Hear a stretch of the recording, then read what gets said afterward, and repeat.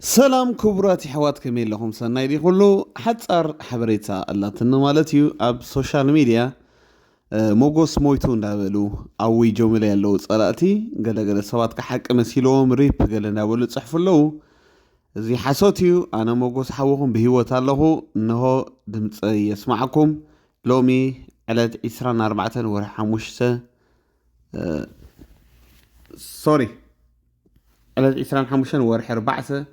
كلتشحن 25 أبريل مالتيو ملأخذ يحلف الله أنا بهيوت الله أوكي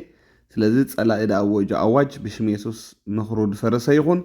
بزح زي أبصراحة أملاك كتنطف كلها ويد ما زغونت الوقت متخلها ديابلوس بتسألم أيو داون كجبرك هاد فتن مالتيو سلازي نزيت تتعبوتات سجير ده حلفكو سبي جنا كأطلعون أنا الله بهيوت وانجيلي يقلقل كساب يسوس دمتقا نعو كقلقل يمالتيو سلازي تم تشاقلكم بزحت تتصحفوا لي لهم حفشاوي نغلاتكم يملسلكم على ببولكم كملس قرب مسجيزي أنتار يخبد حفشاوي قلنا تشاقلكم اب تيك توك فيسبوك سليناتي دالت أفو ريب موغوس ندابل تحفهم سنبد لكم قربتي هاي تسنبدو الله بهيوت اوكي التموت انت قونا نعنا بزح دفرحنا يكورنا امنتي مسغاغري نعنا نبي يسوع كريستوس مخدين ايو بزح نشغلوا ليلن ግን ሰብ باخا يشغل متان محبار يدلي يبد بالامنتي እዚ ቪዲዮ ልሰርሕ ለኹም በር ሞይቶ ኣይሞተን እዚ ትርጉም ዘይብሉ ዘረባ እዩ ብዙሕ ግዜ ኣምላኽ ንዝጥቀመሎም ሰባት ከምኡ ጌርካ ዳውን ምግባር ወይ ምፅላም ዝተለመደ እዩ ቅድሚ ሕጂ እውን መስፍንጉቱ ዘማሪ ዘይሞተ ከሎ ሞይቱ ኢሎሞ ነይሮ ማለት እዩ ይዝከረኒ ሽዑ ሓንቲ ጥዕምቲ መዝሙር ኣውፅዩ እንዲሁ በዋዛ ሞሞት አለ ወይ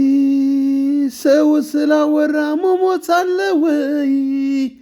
ስለኔ የሚጣበቅ አለ በሰማይ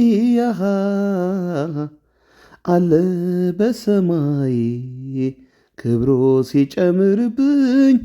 ሞገሱ ሲያበዛልኝ ይህንን ያየ ጠላቴ በእኔ ላይ ቀና ሞቷል እያለ በከተማ ሲያወራ እኔ ግን አለው ከኢየሱስ ጋራ እኔ ግን አለው ከአባቴ ጋራ በክብር ወጣ ከኢየሱስ ጋራ እኔ ግን አለው ከአባቴ ጋራ እዚኣ መዝሙር ዘሚሯ ማለት እዩ ትሽዑ ግዜ ብጣዕሚ ብዙሕ ተሰማዕነት ረኺባ ማለት እዩ ካብ ሂወት ዝተሞርከሰ መዝሙር ንሰብ ይባርኺ ስለዚ እንታይ ክብለኩም ኢለ ዝምስል ኣምፅዮ ዝተለመደ እዩ ኣይትሻቐሉ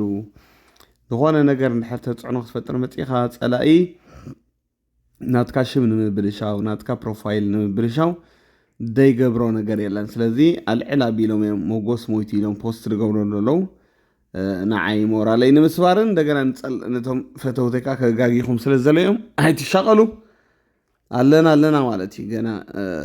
ወንጌልና እንታይ ክንገብር ኢና ከነገልግል ኢና ንየሱስ ማለት እዩ ኦኬ ከነመስግኖ ይግባእ ንየሱስ መስዋዕት ምስጋና ክስው ኣልጋየ ፈቲ ኣብ ቅድሜኻ ክሰግደልካየ ብህይወት ክነብር እምበር ኣይክመውትኔ ክብርታትካ ኩሉ ገና ከዘንትዌ ብህይወት ክነብር እምበር ኣይክመውትኔ ግብርታትካ ኩሉ ገና ከዘንትዌ ኣብ ክንድቲ ስናይ ዝገበረለይ ኩሉ ንእግዚኣብሔር እንታይ ውሬታ ክመልሰሉ እዋ ኣነ ሲኢነሉ ሃሌሉያ ክበረለይ ሃሌሉያ ንገስለይ ኣሜን ኣሜን ኣሜን ኣምላኽ ዝተመስገነ ይኾን ኣሕዋተይ ባርከስ ኣብዚኣ ክፋንወኩም ነዚኣ ክሕብረኩም እየ መፄ ስለዚ ብወረ ሕማቐት ሰባት ኣይትሻቐሉ ይሕዋት ኣምላኽ ድበለ ይድኸውን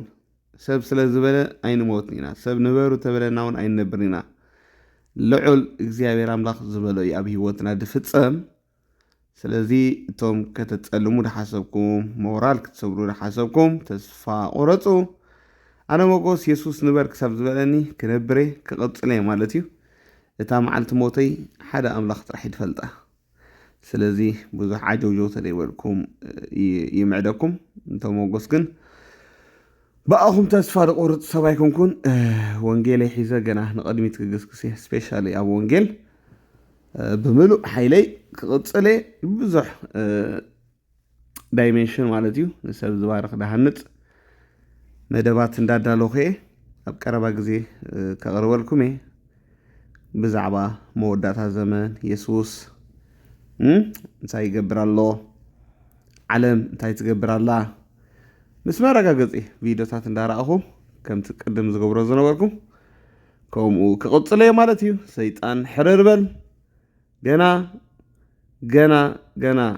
እግዚአብሔር ዝሓሰቦ ጥራሕ ይድፍጸማዊ ህይወትና ሕጂ እውን ብህይወት ክነብር እምበር ከም ድበለ ንጉስ ዳዊት ኣነ እውን ብህይወት ክነብር እየ ጎይታ ይባርኩም ወዲ ኣለኹ